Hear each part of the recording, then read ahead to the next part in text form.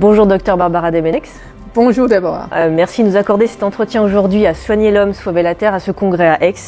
Alors on fait le lien entre l'homme et la nature. Est-ce que vous pouvez nous donner votre avis en tant que biologiste et professeur au Muséum national d'histoire naturelle de Paris? Eh bien, moi, je pense tout simplement que l'homme est en train de détruire la nature en ce moment, par tous les moyens qui lui sont possibles. On parle beaucoup de l'Anthropocène, du 6e extension. Il y a des débats sur est-ce que c'est vraiment l'Anthropocène ou pas. L'Anthropocène, c'est purement académique. Le fait est que l'homme est en train de changer la nature par ses actions, par sa chimie, par l'utilisation de la chimie, par ses moyens de communication à outrance aujourd'hui. Donc, c'est surtout les problèmes de la chimie depuis le début des années 30, où on a eu une production de l'industrie chimique qui a augmenté de manière faramineuse. Dans les 50 ans après 70, on a vu une augmentation de 300 fois. Donc, et ça va dans notre environnement. Et ça... J'allais vous dire comment ça va évoluer comment vous voyez les futures années? Eh bien, si on arrête... Si on fait rien? Si on fait rien, si on ne prend pas conscience de ce qu'on est en train de faire,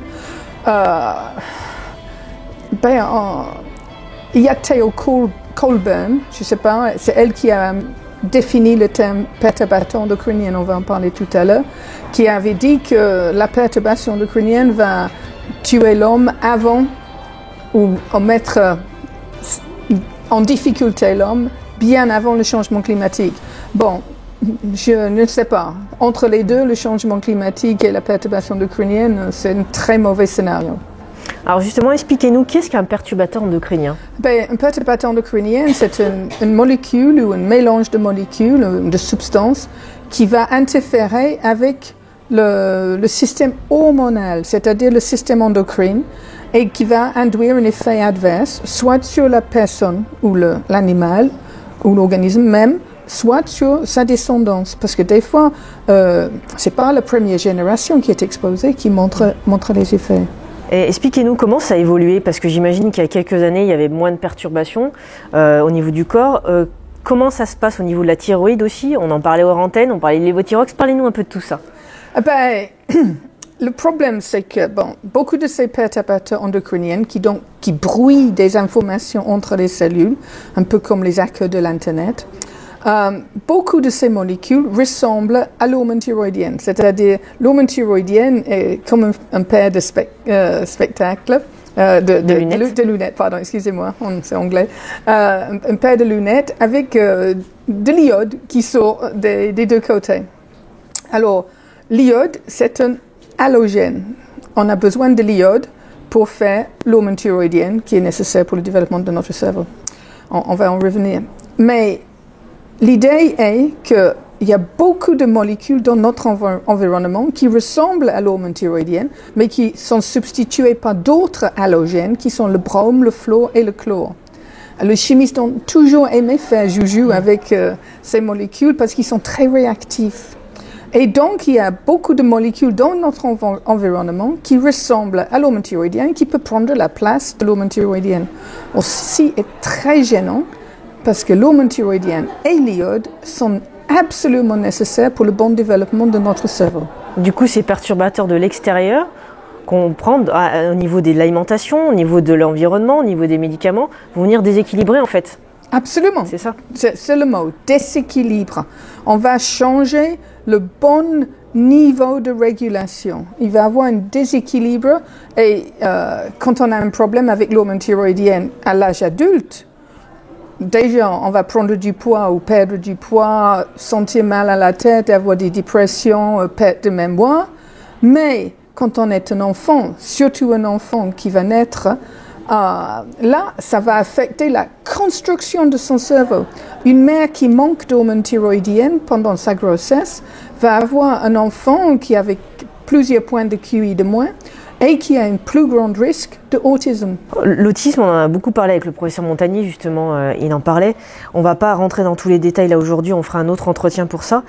Il y a une polémique sur le lévothyrox, sur cette problématique des gens qui prennent le médicament pour la thyroïde. Est-ce que vous pouvez nous donner votre avis là-dessus? Qu'est-ce qui se passe concrètement? Qu'est-ce qui se passe concrètement? C'est la manière dont on met sur le marché un médicament avec une marge thérapeutique extrêmement mince, extrêmement limitée pour chaque personne. C'est-à-dire que chaque personne doit avoir un niveau de hormone thyroïdien qui circule dans son sang qui est très difficile à réguler. Très difficile à réguler.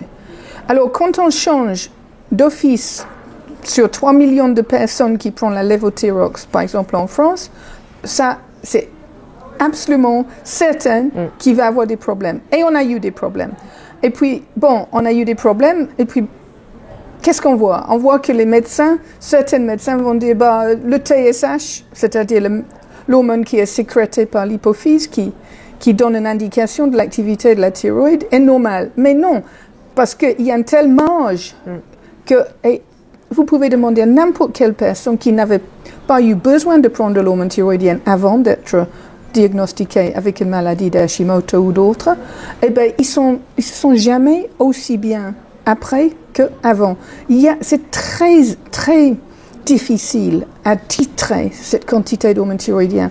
Alors, quand on change quelque chose comme ça, c'est normal. Et je suis membre de l'European Thyroid Association, je suis co-chair de le Public Health Board, le santé publique, et nous avons écrit un document qui va sortir pour dire qu'on ne peut pas changer, on ne peut pas faire les tests de bioéquivalence pour quelque chose d'aussi complexe de manière globale comme ça.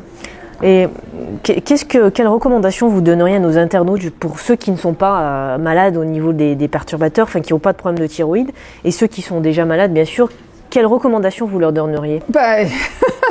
C'est difficile. S'ils prennent déjà de l'hormone thyroïdienne, il ne faut pas s'arrêter, ça c'est clair. Il faut essayer de trouver le moyen de s'adapter à cette nouvelle formulation. Je suis malade de la thyroïde moi-même. Je prends tous les jours mon cachet de thyroxine.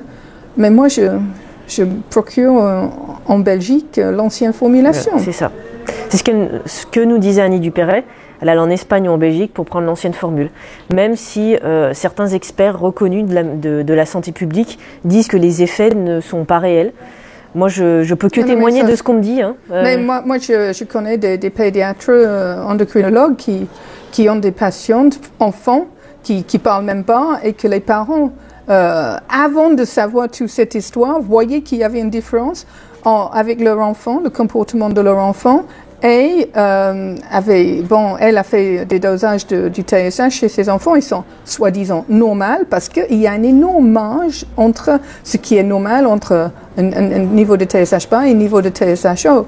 Donc, oui, c'est normal, mais pour un individu, le marge thérapeutique est très, très, très mince. Et ça, c'est très difficile à juger.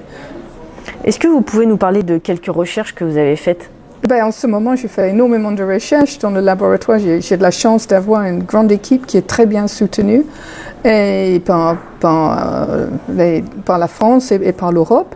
Et on étudie à la fois les perturbateurs endocriniens, mais aussi les cellules souches dans le cerveau, comment les cellules souches décident de devenir un neurone ou une cellule gliale, c'est-à-dire une cellule On fait aussi la régénération cardiaque et on fait justement les études sur comment le contrôle par l'hypothalamus, par le cerveau du métabolisme des dépenses énergétiques. Donc on fait beaucoup de choses et la perturbation endocrinienne est en théorie un cas de ce qu'on fait, mais ça prend de plus en plus de mon temps en termes des entretiens comme ceci.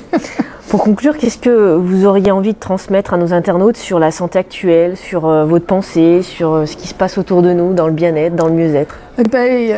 Dans le bien-être et dans le mieux-être, on dit bien sûr aux femmes enceintes de ne prendre aucun médicament. Mais le malheur, c'est que chaque femme enceinte est exposée à énormément de produits dans notre environnement. Donc, le message pour une femme enceinte ou une femme qui prévoit une grossesse, c'est évidemment de manger bio dans le maximum de ses possibilités, de préparer le maximum de sa nourriture à la maison, sans utiliser des choses préemballées, et prendre de l'iode, 150 microgrammes par jour, surtout si on est vegan ou végétarien, parce qu'on va limiter notre prise de lait si on est vegan. Et même pour certains végétariens, bon, évidemment, le poisson est une très bonne source d'iode. Et si on ne prend ni poisson ni lait, on va courir un risque de manque d'iode. Donc, il faut prendre une supplémentation iode, ajouter évidemment du sel iodé.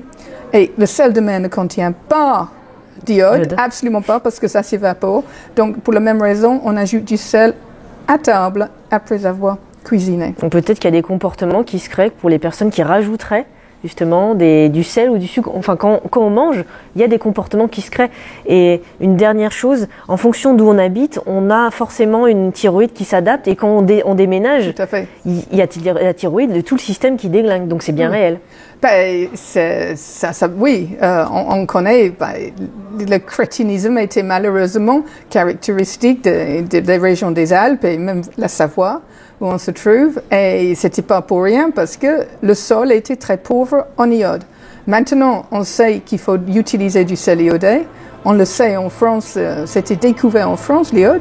Et donc, c'est 1850, on a quand même commencé à supplémenter les sels en iode. Et bon, il faut continuer. Il ne faut pas utiliser ces sels de mer. Ou alors, il faut aller au bord de la mer et vivre là-bas. Ah, ça c'est une autre choix. Mais ce qui est bizarre, c'est que des gens ont des carences en étant là-bas. On a des... Oui. Barbara, le mot de la fin, je vous le laisse. Le mot de la fin, il faut légiférer sur ces substances dans notre environnement. On peut le faire et on doit le faire. Docteur Barbara Domenech, merci pour cet entretien. Merci. Au plaisir.